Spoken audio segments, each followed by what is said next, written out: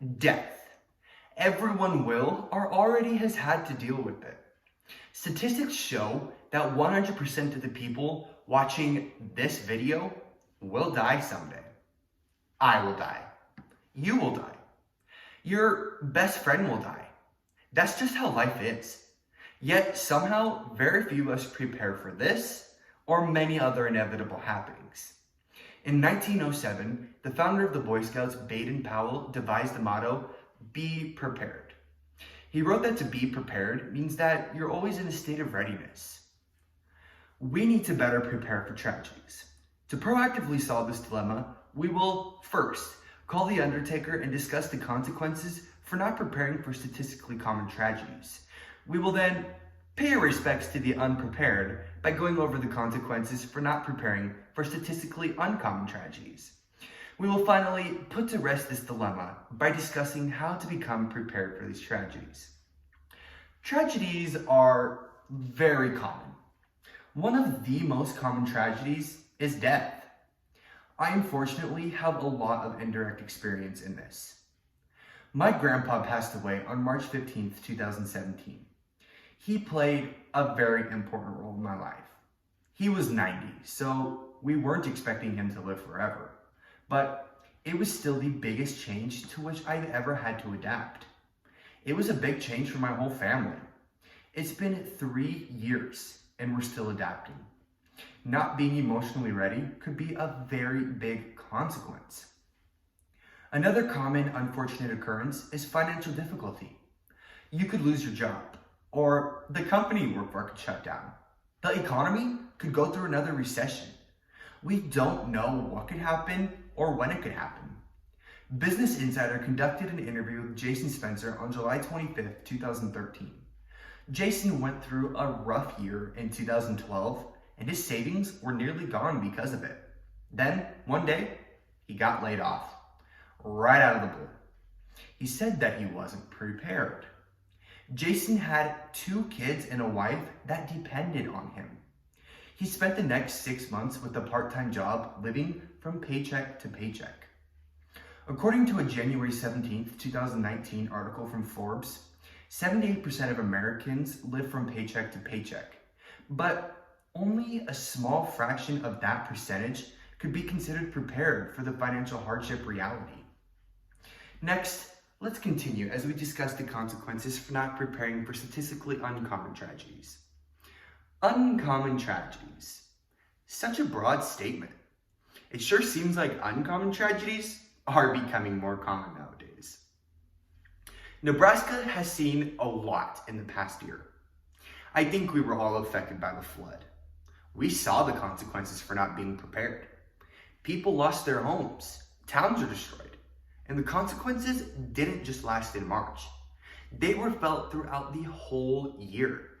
My community alone was affected greatly. A bridge was washed out right in the middle of our school district, so us students south of the river had to report to the Silver Creek site and video call out to the people north of the river in Genoa. We had to finish the year out like this. Many other bridges in the state were washed out, and people were affected just as greatly, if not more than us. According to the Omaha World Herald, on March 21st, 2019, Governor Pete Ricketts stated that there were an estimated 2,067 homes and 341 businesses washed away or damaged in the floods. The floods of last year aren't the only uncommon tragedy that Nebraska has seen. On December 5th, 2007, a man opened fire at Westroads Mall, killing 14 people and leaving 2 injured. Mass shootings are an uncommon tragedy that are, unfortunately, gaining frequency.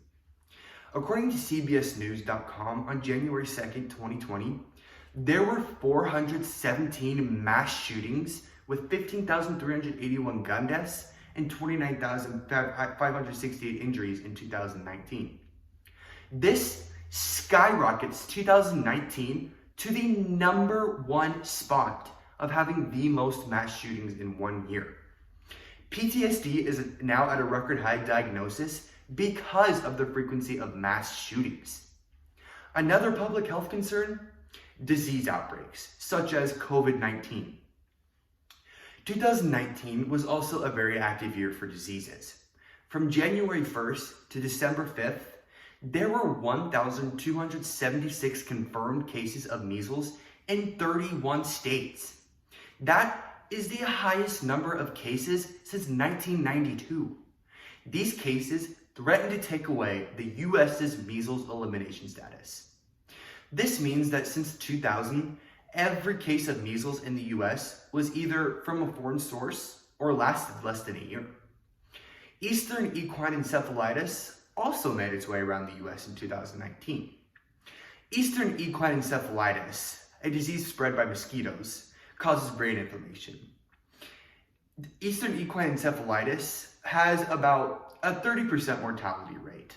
But if you do survive, then you will unfortunately have permanent brain damage. A new disease that is causing widespread panic is COVID-19. Many people are concerned that COVID-19 will expose gaping holes in the US's preparation plans for infectious diseases. Not preparing for tragedies may lead to some very tragic results. Finally, let's conclude as we discuss how to become prepared for these tragedies. You may think you can't prepare for the death of a loved one, but it is possible.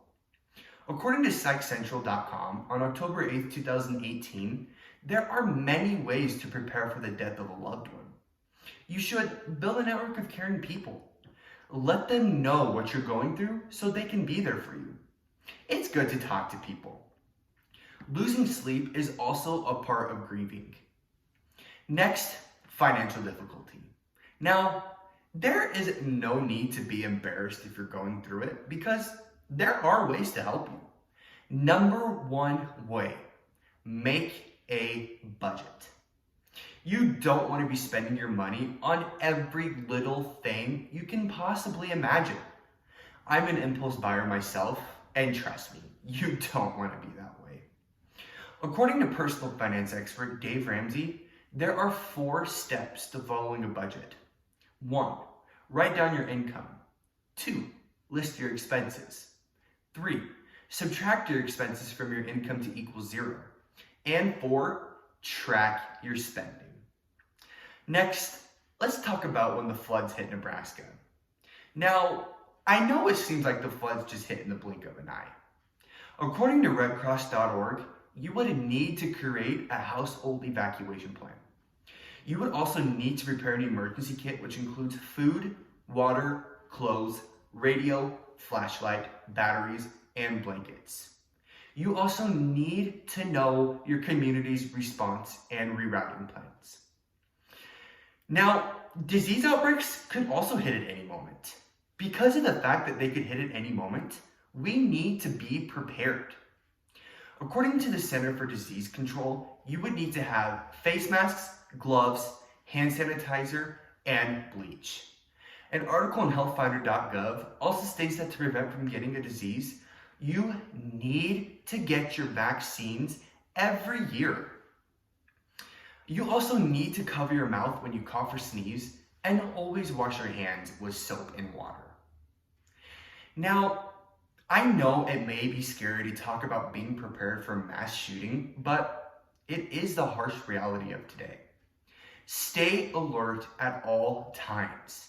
If you feel that you're not safe, follow your gut. In most Nebraska schools, there's a poster posted in every classroom called Standard Response Protocol. Lockout, lockdown, evacuate, shelter, and hold are all on the Standard Response Protocol poster. You need to follow these directions if you're at school during any type of emergency. We need to better prepare for tragedies. Today, we learned how to become prepared for the worst. First, we took a look at the consequences for not preparing for statistically common tragedies. We then continued by going over the consequences for not preparing for statistically uncommon tragedies. We then finally concluded by discussing how to become prepared for these tragedies. The worst can strike at any moment, whether we're at school, at work, in the car, or even at home. Now, what can be done? What can we do to be prepared?